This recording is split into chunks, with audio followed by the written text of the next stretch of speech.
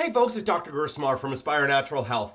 I am working from home today. If you haven't heard, Seattle is in the middle of our own snowpocalypse. Now, it's nothing like the Midwest that's seen like negative 30, negative 50 degree temperatures, but 6 to 8 inches of snow for us here in Seattle is a snowpocalypse, and the city is basically ground to a halt for a couple of days. That's because Seattle is a city of hills, and we have like 3 stinking snowplows for an entire city of like 1 million people. So when it snows here, things turn to ice, and with all the hills, you just can't get around. Now give us some rain, we handle it like a champ, but a little bit of snow, this city shuts down. So I'm coming to you from home today, and I want to talk to you about a concept, which is when you should listen to your body and when you should ignore it.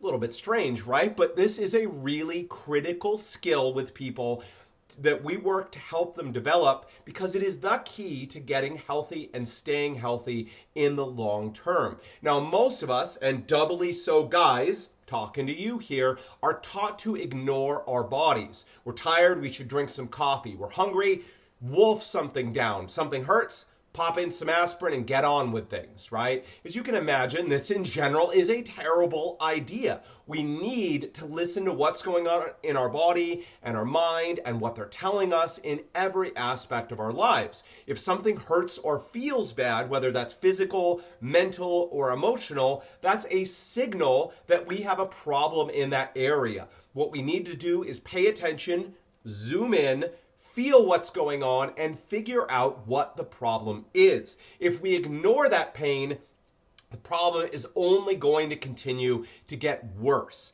Now, for most of the people we work with, we can trace their issues back years and often decades. For example, Marcy, not her real name, came to us with digestive issues and autoimmunity. She'd been diagnosed about 3 years ago, but when we began to dig into the root causes of what was going on for her, we found that she'd always had a sensitive stomach and a history of digestive issues going back at least to when she was 9 or 10 years old. We found that she began having aches and pains and some joint issues more than a decade ago. Now, before I say the next piece, I want to be very clear.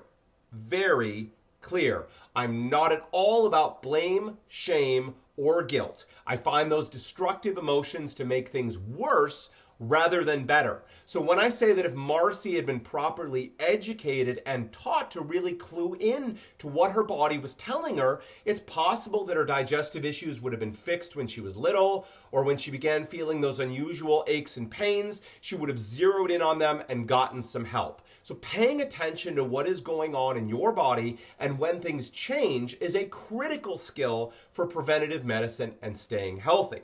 Having said all that, there are a couple of nuances we need to keep in mind when we should ignore what's going on.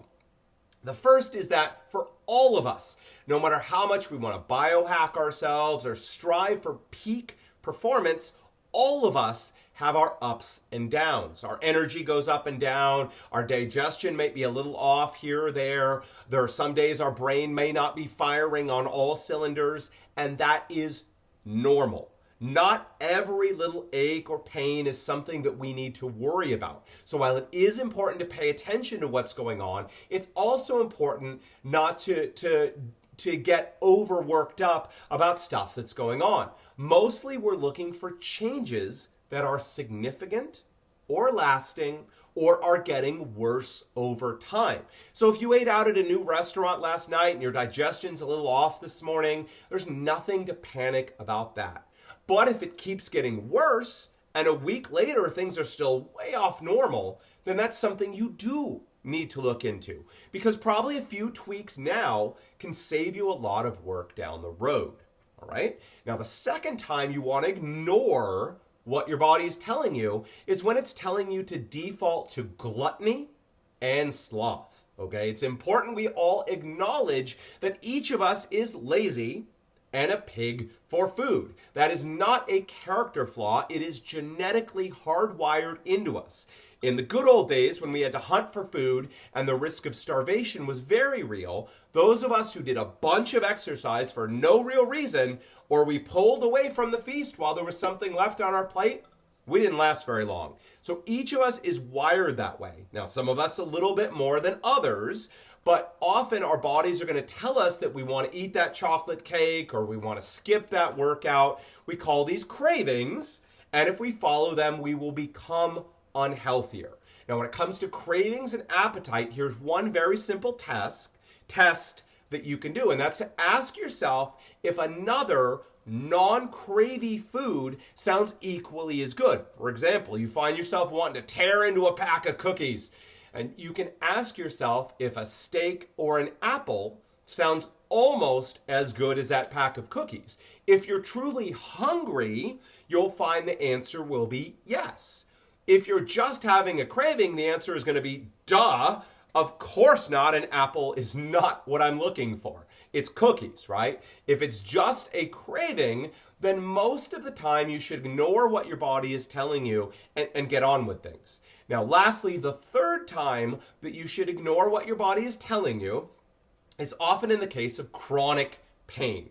Now, full disclosure, I am not an expert here, so I'm just going to mention this in passing, but fascinating research around chronic pain, again, not the pain of a recent injury, you fell down, you hurt something, you were in an accident, but chronic pain, the research says that you're better off ignoring these messed up signals and getting on with your life. If you'd like more on this, I recommend checking out the work of Dr. John Sarno, or one of my favorite books on the subject is called Back in Control by Dr. David Hanscom. If you'd like to listen to a podcast I did with Dr. Hanscom, we'll go ahead and put that in the show notes. You can go ahead and check that out. All right? So there you have it. One of the critical skills that we each need to develop to get and to stay healthy is to pay attention to what our bodies are telling us. Almost always, we have warning signs that occur before and often way before something serious happens. If we're able to tune into that and take appropriate action, we can often prevent that bad thing from happening entirely. Having said that, there are some times we need to ignore our bodies. We need to recognize what are normal ups and downs versus a sign of something going on or being more serious. We need to recognize cravings, which should mostly be ignored. And in the case of chronic pain, often the answer, at least part of the answer, is to ignore it and move on. All right?